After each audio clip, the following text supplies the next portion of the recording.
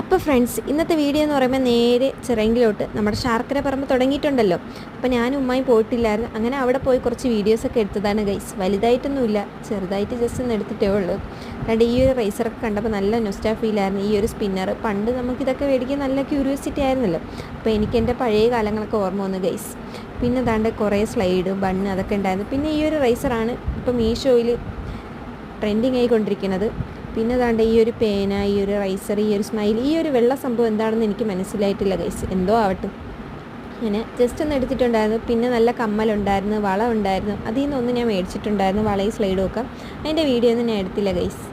അങ്ങനെ അതൊക്കെ കഴിഞ്ഞ് അവിടെ നിന്ന് ഒരു ഐസ്ക്രീം, പിന്നെ ഈ ഒരു സ്മാഷ്ഡ് പൊട്ടറ്റോയും കഴിച്ചിട്ടുണ്ടായിരുന്നു ഗൈസ്. അത് വലിയ ടേസ്റ്റൊന്നും ഇല്ലായിരുന്നു, ആ ഒരു റേറ്റിന് പറ്റിയ സംഭവമൊന്നും അല്ലായിരുന്നു. പിന്നെ അതൊക്കെ കഴിച്ചതാണ്ട് ഈ ഒരു നോബൽ ഗ്രൂപ്പ് ഓഫ് സ്കൂൾ, ഇവിടെയാണ് ഞാൻ 5th തൊട്ട് 10th വരെ പഠിച്ചത്. അപ്പോൾ എനിക്ക് നല്ല നൊസ്റ്റാ ഫീൽ ഉണ്ടായിരുന്നു. ഈ ഒരു സ്കൂൾ നല്ലപോലെ ചേഞ്ച് ആയിട്ടുണ്ടായിരുന്നു. അപ്പോൾ ഞങ്ങൾ ക്ലാസ്സൊക്കെ കഴിഞ്ഞും ക്ലാസ്സിൽ പോണ വഴികളൊക്കെ ഇങ്ങനെ ഓർമ്മ വന്ന് ഗൈസ്.